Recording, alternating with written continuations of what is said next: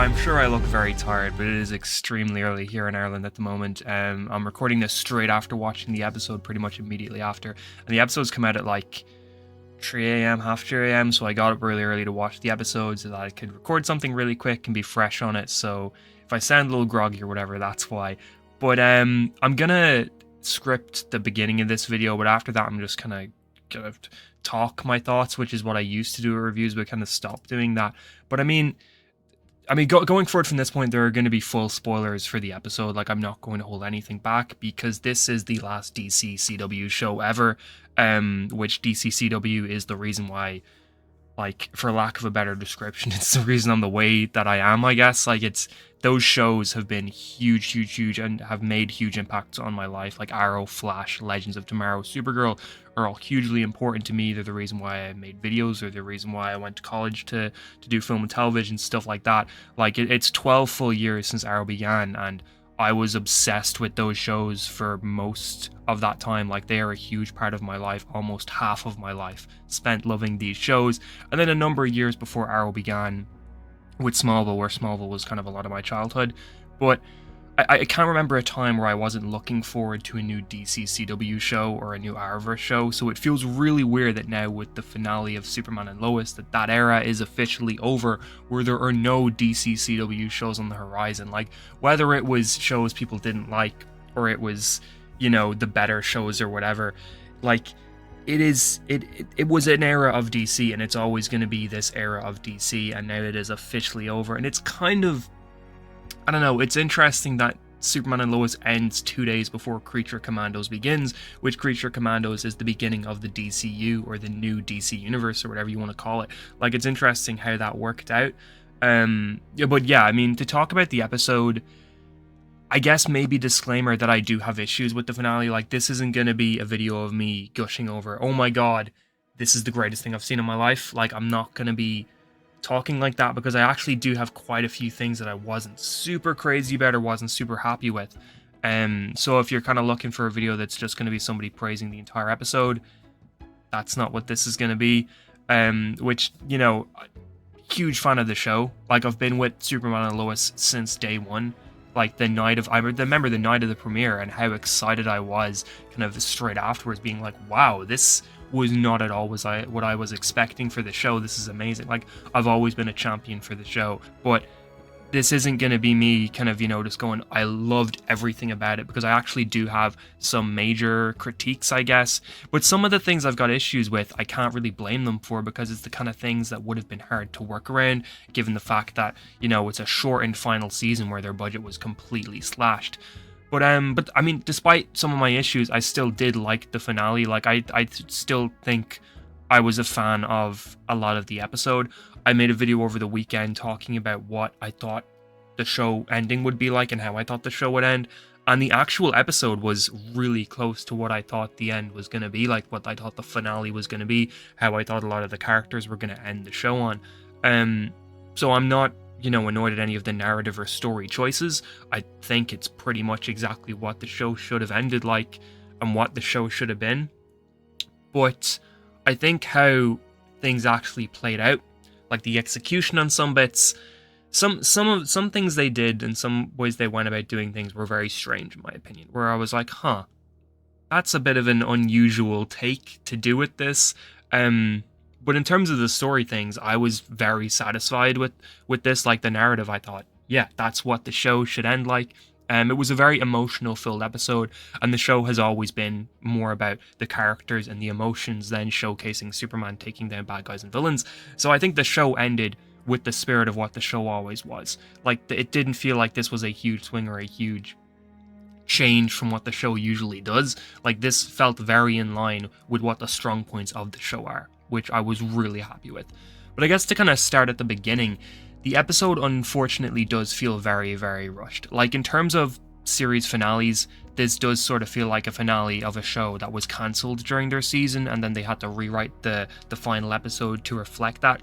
And that's weird, because I've seen so many shows over the years, I've seen so many endings over the years, and you can always tell the difference between a show that was cancelled and found out they were cancelled and had to write an ending around that, or a show that ended when it was planned to end. And Superman and Lois's finale, despite the fact that the final 15 minutes are like this epilogue dealing with wrapping up everything, it still had that feeling of an episode of a show that was cancelled and really quickly had to scramble to write something. A recent show that ended was Star Trek Discovery, and Superman and Lois's finale reminded me of Star Trek Discovery, where Star Trek Discovery had a shortened final season, season 5, but it was only during the filming and the writing of the final episode that they found out that they were going to be ending. So they, that most of the episode feels pretty standard, like a normal Star Trek Discovery final episode, but then the final, 20 minutes, half an hour of the episode is this extra added on bit so that they could wrap up the show and the characters and do a time jump and a montage and kind of wrap up everything. Very similar to what Superman and Lois did here. What I find different about this, though, is that we know for a fact they didn't find out during filming that they were not getting a season 5. They made the entirety of season 4 with the knowledge that there was not going to be a 5th. So the final episode did not have to feel rushed, in my opinion, because they knew how many episodes and how much time they had to tell the story they wanted to tell. Because a lot of episodes this season, such as episode 7, which is my favorite episode of the show, I think, is season 4, episode 7. And that episode plays into the idea of this being us heading toward the end, of this being us closing off a lot of the chapters of these characters and entering a new era of a lot of these people's lives. But the first 25 minutes of the episode feel like a very standard Superman and Lois season finale in terms of the fighting, the set pieces, the character wrap-ups. You wouldn't be, I guess, wrong to consider the John Henry Irons when he grabs Milton Fine and he takes him down. The writers even said, and the showrunners, they did an interview afterwards where they talked about the sort of things that they would have done eventually, and it was Milton Fine was going to be set up as a Brainiac season 5 villain. Darkseid was going to eventually be a thing, with Gordon Godfrey in episode 8 being a tease for that. And it feels like, despite the fact that they knew full well writing this season they weren't getting a season 5, that certain things like this and this in this episode are them, I don't want to say naively, but it feels like they're sort of in this mindset of, let's make the first 25 of this minutes of this episode what we would have done with a season 4 finale anyway, and maybe if we're lucky, at some point down the line, somebody's going to discover the show and decide, somebody in a high position, and then are going to decide to give us more episodes and decide to let us do our story. And this reminds me a little bit of Legends of Tomorrow, where the CW shows were getting cancelled left, right, and center. Batwoman had gotten cancelled, and Batwoman saw the writing on the wall, and Batwoman wrapped up the season and the show as best they could in their last 2 episodes, or last episode, season 3. Legends of Tomorrow and the crew, they thought they were above that. They thought that they were there's no way we're going to get cancelled. So they ended the show on a huge cliffhanger and didn't really wrap a whole lot up. And surprise, surprise, they were cancelled and they are never going to get their ending. It feels to me a little bit like that, where the Superman and Lois crew, for the first 25 minutes, they wanted to just do what they would have done with their season 4 finale anyway, which is, have Milton Fine get arrested, setting up him for Brainiac later on, have Clark beat Lex in a traditional fight, or whatever. Do a lot of these character moments that feel like we're getting ready for something more. And then they don't actually get to do anything with that because the show is cancelled. I think I would have preferred it if certain things in this episode had been dealt with in a prior episode. I even said in kind of some of my videos about the show that I was it feels like they're setting up a very traditional, Superman versus the bad guy final, where I think that sort of stuff should have been done in an earlier episode, with the final episode pretty much being an entire epilogue, or pretty much being an entire episode. What the final 15 minutes were, I think that should have maybe been this entire episode, with you trim some things out from earlier episodes and you push the Clark v Lex fight to the end of last week's episode, have Lex get taken down in last week's episode, and then this episode is pretty much just 40 straight minutes of whatever the final sort of stuff in this episode is. Because right after we defeat Lex, we just straight away jump to a 1-year time jump that feels like it comes out of nowhere. It feels like we're just, the pacing's out the window and we're on this time jump. And then right after that, we spend, what, 5 minutes on that 1 year time jump, and then we jump straight into a montage out of nowhere where we go through like 32 years of details and 32 years of what happens in these characters' lives. And that also feels like it just comes out of nowhere. But it's weird because I'm trying not to blame the show for it, because, you know, they had much bigger plans. They had a map of how they wanted the seasons to play out, and they were condensing them into this final season because they still wanted to tell their story, and they wanted to tell the story on their terms. So it's hard to criticize them for that. But it's still like, I do think the pacing in this episode is one of the weakest parts of the episode. I mean, look, writing finales and writing endings is extremely hard. It's the hardest thing to do when you're making a show, I'm sure. But I think certain things in this episode, like the Lex fight or the Lana John Henry stuff, are things that maybe could have been in prior episodes in the season. Like, I don't know. I already talked about how I didn't think like the Kyle Chrissy episode 4 focus thing should have been there, that it should have been something else. But I think, you know, in a more perfect season, or a perfect world, in my opinion, would have been like to take the Kyle Chrissy stuff from episode 4, combine it with the John Henry Lana stuff from this episode, so that you wrap up all these characters, and then that leaves you an extra 5 minutes in the finale to do the Clark, Lois, or John Jordan stuff. The Lana John Henry stuff in this episode did feel very strange to me, but I think it's because they have not shared screen time at all this season, and which, because of budget issues, you know, they can't have many characters at once. They could only have 2 characters show up, so it'd be like John Henry and Natalie would be in an episode, Kyle and Chrissy would be in an episode, Lana and Sarah would be in an episode. None of them would share screen time with any of the other groups until the finale. But I mean, it's like, because then this episode comes along and it shows why it's such a big deal that Lana and John Henry get married, but it's like, we haven't seen them on screen together since last season. So why, if, you know, budget concerns aside, if they're not getting screen time together this season, they're not a big part of the show. You know, they've not been a big part of the show this season, so why are we giving a big sort of a big focus to their wedding or whatever? You know, I feel like that's a situation where they could have been wrapped up in a prior episode, because the finale feels like it already has more than enough things to deal with and more than enough plot lines and characters and storylines to handle. The getting rid of them could have helped with that pacing issue if we go straight from maybe Lex being defeated and going to prison straight into the montage that starts bringing us to the end, and then that gives us an extra 5 minutes to sort out the pacing issues and to clean that up a little bit. The Doomsday stuff I'll just touch on really quick before kind of talking about the final montage.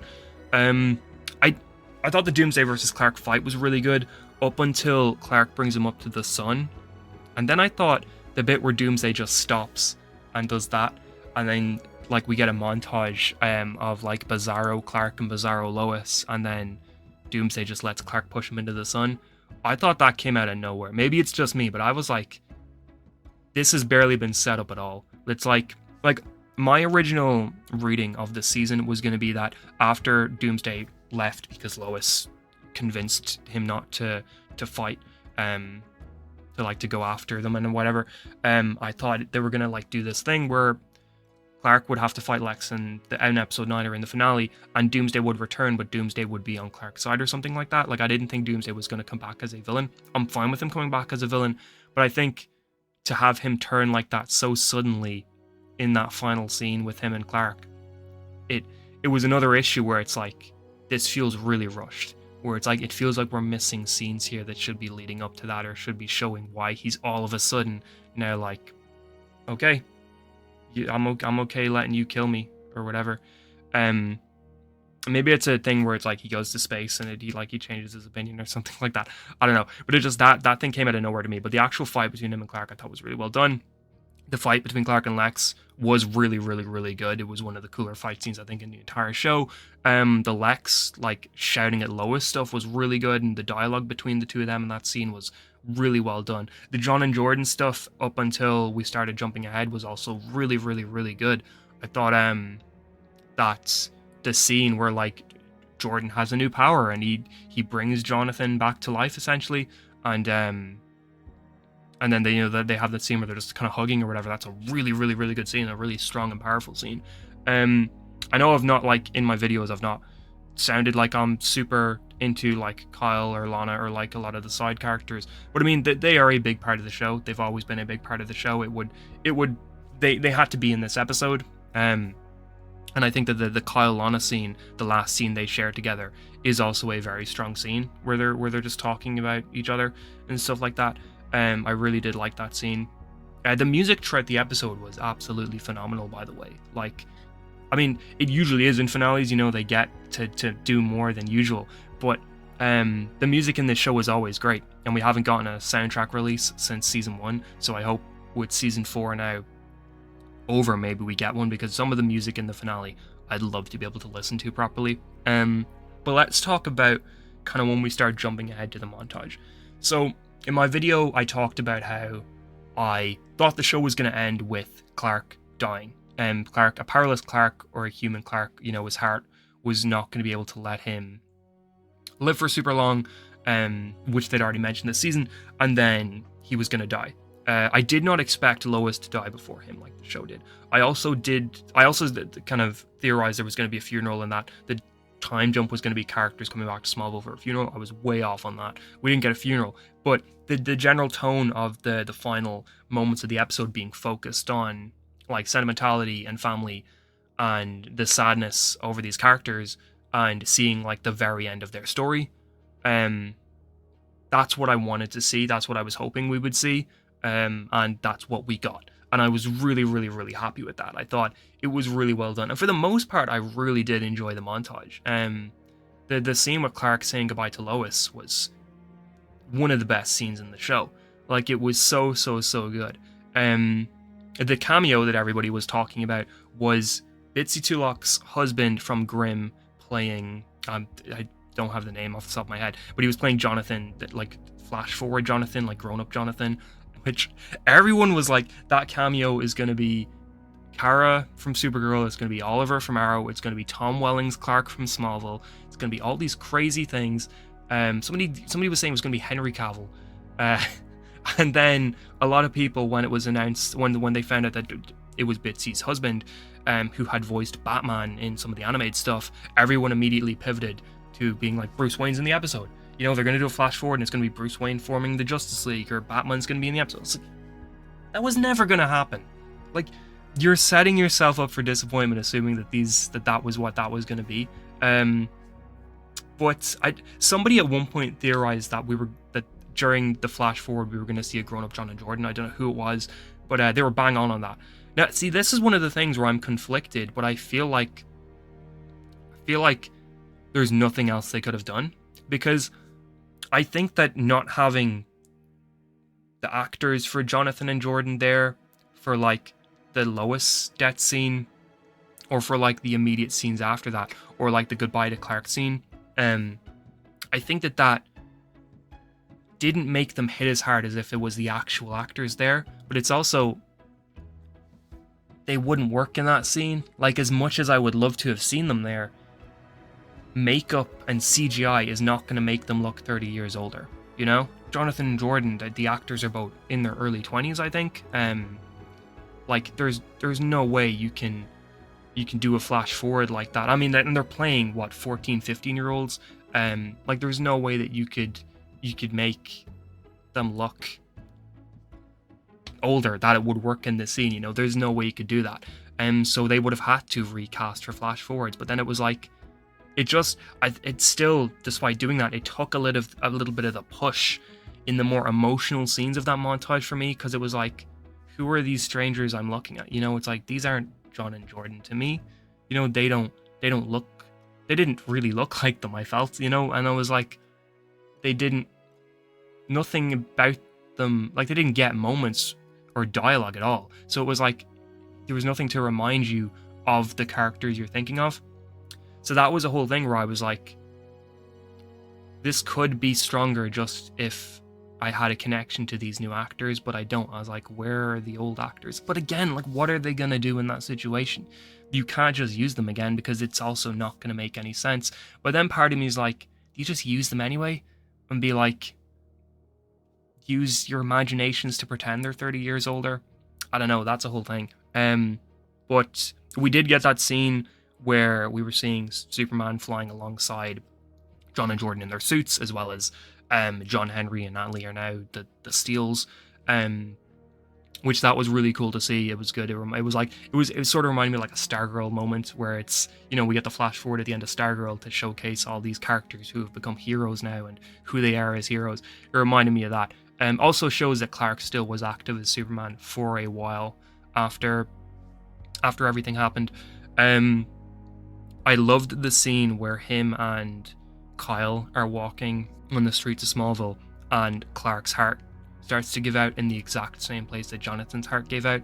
I thought that was so fucking smart to do that, and so well written, and it's like, that's just such a full circle moment. You know, one of the very first scenes we see in the show is Jonathan's heart giving out and him kind of collapsing to the ground in that place, and then we see the same thing with Clark, and it's like, this is one of the things that makes the show great, is that it brings back all these little character moments and it makes them work under slightly new context and stuff like that. Which, speaking of, I remember when the episode started and we started with a scene on Lana and John Henry, I was like, why are we not doing a voiceover montage or like a voiceover thing that reflects Tyler's voiceover at the beginning of the pilot? I was like, why are we not doing that? And then that's how the show ended. Like, the final, 10 minutes is Clark or Tyler giving a voiceover about everything to reflect on how the show started. Like, that was another full circle moment, which I absolutely loved. Alright, so to kind of, I guess, talk about some of the things about the montage I felt were weird. I just thought that some of the stuff in the final 10 minutes came across in a goofy, slightly cringy sort of way, where it was like, we got that shot of like all the kids or whatever, and like the 9 grandkids, and it was just a very weird shot, and it was like, I don't know, that was unusual. That was unusual, and I've seen a lot of people on Twitter already kind of going in on that moment, being like, what is this? Like, this is from the end of Superman and Lois? And I'm also kind of like, yeah, that doesn't look like what you, like, that doesn't feel like the show. That doesn't feel like a moment from the show. But in general, this stuff, I thought, once we get the Clark death scene and he sort of rises out of his body, like, into his spirit form, I thought the whole thing got a little bit weird, where it was like, we're supposed to be seeing Clark seeing all of his friends and his family, how he knows them from his past, and like Lex is there and he's doing this forgiveness thing to Lex, and then, I don't know, it's like Clark slowly going to the afterlife, and then he opens, the kids open the door, and Lois is on the other side, and in what is supposed to be their version of heaven or their version of an afterlife or something. And then the final thing of the show is us going out, the Superman and Lois logo comes up in the sky, and we hear like what sounds sort of like church bells or like holy bells ringing. I don't know. I don't know how to describe it. It made me a little uncomfortable, where I was like, this is very strange. Like, what am I watching here? Like, this doesn't feel like it matches Superman and Lois at all. I was like, and it feels weird for me to say that, because my favorite show of all time is Arrow, and Arrow ends pretty much the same way, with the main characters, the two main love interests dying. And spoiler alert, but if you're watching Superman and Lois, I assume you kind of know a history about the Arrowverse anyway, but ends with them dying and then they're both in the afterlife together. But I thought how they handled it was, a more of like a comic booky version of an afterlife, where they wake up in like it's just the Queen Industries building or whatever, the Queen Consolidated building. Whereas here it's just straight up, big bright white holy lights, and then they're in the sky and we're hearing like bells and stuff like that. It just, like, the music was great, the dialogue in it was great, Clark saying like it went by so fast and stuff like that. Seeing everyone was really nice. But it's just, some things just didn't really work for me, and it's like the Lex thing. Like, I know Clark forgives everybody, but it's like, that whole thing of him like seeing Lex and forgiving him as he's passing on or whatever is a little strange, and then just kind of walking through in this spirit form to go to afterlife. I don't know. I feel like I'm probably very much alone on this, where like not a lot of people are kind of feeling the same way about that, because I've seen a lot of love for the episode on Twitter. A lot of people really into it, really liking it. Like, it was really emotional. Like, it really got to me. Like, as soon as we started doing the Lois is dying bit, and from then on, I was a mess. Like it was like, this is beautiful. But I don't know, it's like, when watching it, I was still, despite being really emotional during it, I'm still kind of going to myself, this is a little weird, is it not? Like, does this not feel a little strange? But I don't know. Maybe I'm alone on that. I don't know if I have really much else to talk about. Seeing Crypto was awesome. We had a slight Crypto reference on the Bizarro world back in season 2, episode 6. Whatever the episode that's called Tried and True is. Where we were on that world, there's a Bizarro car. But yeah, this Superman and Lois finale, it was a really good episode. I don't know if some of the choices from an art perspective really worked for me. And then some things being rushed and some things, just being really impossible for them to do anything about. Just because Superman Lois is over does not mean that the videos are going to stop. Going to have a season 4 review up over the weekend, hopefully. Then there'll be episode rankings starting there'll be an episode ranking starting next week, and then season rankings and stuff like that as well. DCTV shows every Tuesday, Agents of S.H.I.E.L.D. Explained every Wednesday, Star Trek videos every Thursday, and then a new series called What Have I Watched and What Am I Recommending every Friday, as well as just other random videos every other day of the week. The Superman trailer is rumored to be out this coming Sunday, so I'm hoping at doing something special and like doing a reaction to that if the trailer does come out, because I've never done a reaction to trailers or TV shows. But Superman 2025 is my most anticipated film of all time. So excited for it. It's also just bittersweet, as one Superman ends, we really are jumping into the beginning of another one. But how did you feel about Superman and Lois's series finale, the final episode of the CW DC era of TV shows of all time? Did you like it? Did you hate it? Let me know. How did you feel about the season in general? Do you think it was good? Think it was a good way to go out? If you're new to the channel, please make sure to subscribe. Videos like this all the time. If you're not new, then please like and share. That always does a huge help. Thank you so much for watching, and have an awesome day.